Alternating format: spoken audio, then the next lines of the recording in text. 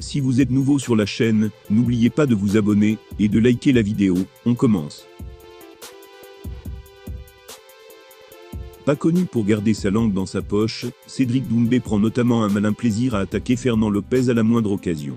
Que l'ancien kickboxer va affronter son poulain Jordan Zebo au PFL Paris dans quelques jours. Ainsi, le coach de Cyril Gane s'est d'ailleurs permis un gros tacle envers lui, au micro de RMC Sport.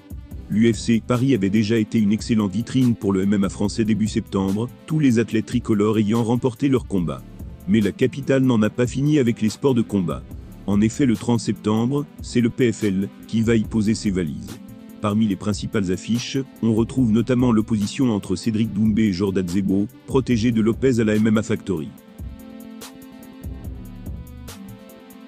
Pour le coup, l'enjeu est double pour The Best.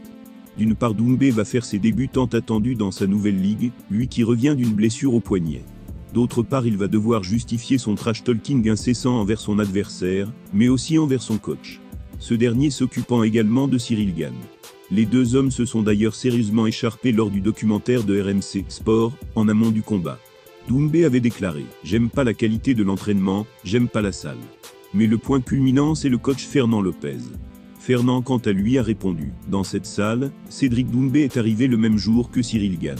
Quand vous comparez la carrière de Cyril et celle de Cédric Doumbé, vous vous dites quoi? Je suis bon, ou je ne suis pas bon, je vous laisse faire le constat. » N'ayant pas peur de citer Francis Ngannou, l'ancien protégé de Lopez, et qui est aujourd'hui en froid avec lui, veut clairement exposer le patron de l'ARES. Celui-ci affirme de son côté qu'en termes de carrière, l'ancien kickboxer devrait plutôt se taire. Mais ce serait oublier qu'il a été une véritable légende au sein de son ancienne discipline. Du côté des fans par contre, le débat entre Doumbé et Bon Gamin divise. Voilà quelques réactions. Doumbé 7 fois champion du Glory, pendant que du côté de Cyril, c'est un peu plus compliqué. Avec un poids lourd tel que Cyril Gane, franchement, c'est pas très compliqué. Même avec le premier coach de MMA trouvé dans une ville au hasard, il serait là où il est aujourd'hui sérieux.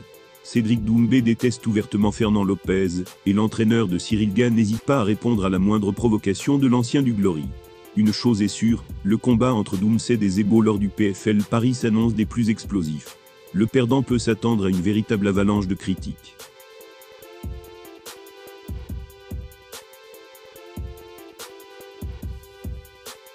Cyril Gane a rassuré tous ses fans lors de son dernier combat, en ne laissant pas la moindre chance à son adversaire. Une victoire qui a permis à Bon Gamin de retrouver de la confiance et une grosse ambition. Même si cela ne plaît pas à tout le monde. Une victoire et tout est pardonné à l'UFC.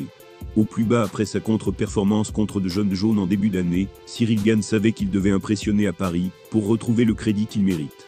Mission accomplie avec brio, puisque son adversaire Sergueï Spivak n'a pas vu le jour, et n'a même pas réussi à amener Bon Gamin au sol.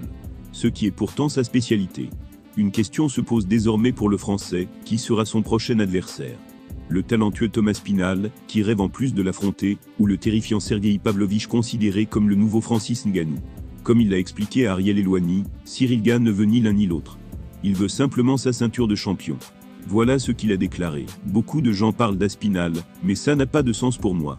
Je veux simplement me mesurer au meilleur, je suis le prétendant numéro 1 à la ceinture, lui c'est le numéro 4, ça n'a pas de sens. J'ai déjà pris un risque contre Spivak, maintenant je veux prendre le risque pour la ceinture. Je vais rester là un moment, on a le temps de s'affronter avec Aspinal.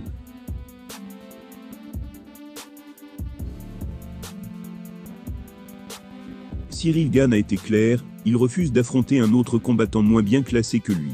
Il n'acceptera qu'une proposition de l'UFC pour la ceinture. Un bon moyen de mettre la pression à Dana White et aux autres décideurs, mais qui risque d'impacter négativement son image. En effet, il a majoritairement été détruit après cette sortie. Certains internautes ont réagi en disant « Il n'est le numéro 1 que dans le classement, il n'est pas le prétendant logique pour la ceinture. Il a eu 2 chances, il n'aura pas la 3e sans battre Aspinal ou Pavlovich. Frère, tu dois affronter des gars en dessous MDR. » En gros, il dit qu'il attend la retraite de jeunes jaunes, c'est tellement faible. Il attend sans doute que Miocic prenne sa retraite en même temps. Dana White ne va pas aimer, ce serait un classique qu'il donne la chance à un autre. Si Cyril Gane ne veut que la ceinture pour son prochain combat, les fans ne sont pas d'accord avec lui, ils le font savoir. Une sortie qui risque de briser un peu sa belle image outre-Atlantique, et qui ne le rapprochera pas forcément du titre.